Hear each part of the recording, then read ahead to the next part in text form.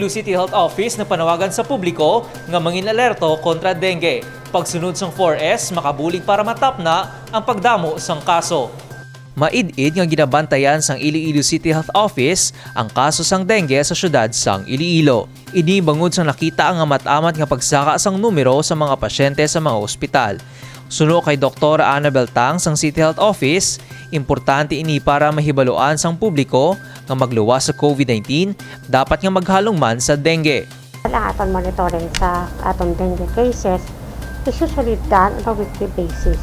Our reports come in from our CESU, City Epidemiological and Surveillance Unit, na nag-gather na tarang report from different hospitals na atong health centers. However, since ito kamatamat na sa saka, so we decided to do that on a daily basis.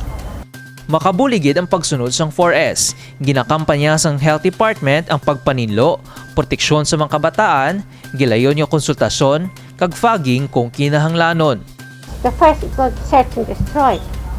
So, paano natin sa mga taon? Sa mga drums, sa mga pails, sa kung di na ito mga flower base. Iban kalabanan namin anong flower base. Okay lang namin man ng flower base, no? Tapos ang atong tarog, ang mga iba na mga fence na ko ni bamboo. Iba may buho na, shoot ang tubig. Tapos ang aton na mga bottles dapat i-flip ta para hindi makulat sa water. Tapos ang aton sa mga dish rack na sa likod sa refrigerator na to ng tao sa likod, may na siya nga daw tray. Dapat ginaula ta na siya every now and then. Kaya dira na siya kakulit. And then kung usually aton mga children, di ba, sa school, napasok naton long sleeve ka na Japan, kaya nabutang naton sa insect repellent para may self-protection natin. Sick and recover. This is a viral disease. It will come and will manifest as any viral condition. Pero sa COVID, you will manifest fever. You, of course, kalaban na may rash. Sometimes iba nag-ubo-ubo gamay. Na iba na naglawas.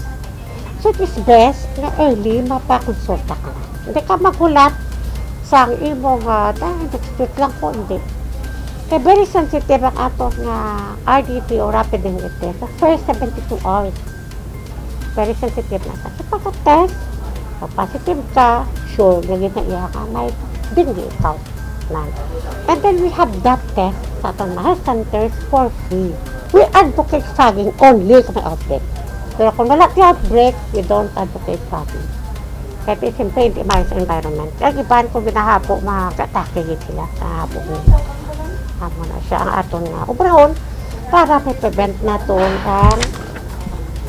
ang aton komunidad sa dengue. 2019 sa may outbreak sang dengue kag isa ang syudad sang Iloilo sa may pinakadamo nga kaso. Suno sa CHO, malikawan ini kung subong pa lang nakahibalo na ang pumuluyo kag komunidad sa ila dapat obrahon. The most important thing I think for me na advice naton for the public to inform them of the rising cases. Now, it is no joke. And we don't want to have the same thing or the same outbreak as we had in 2019.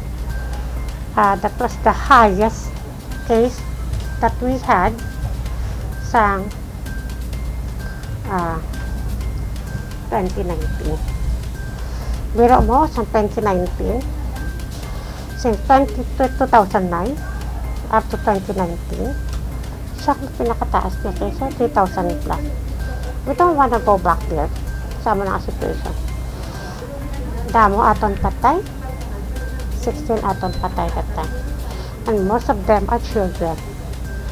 So, siyempre, di na kita gusto na matabo. That is why we have to be aware of the situation now. So, we have to be more vigilant.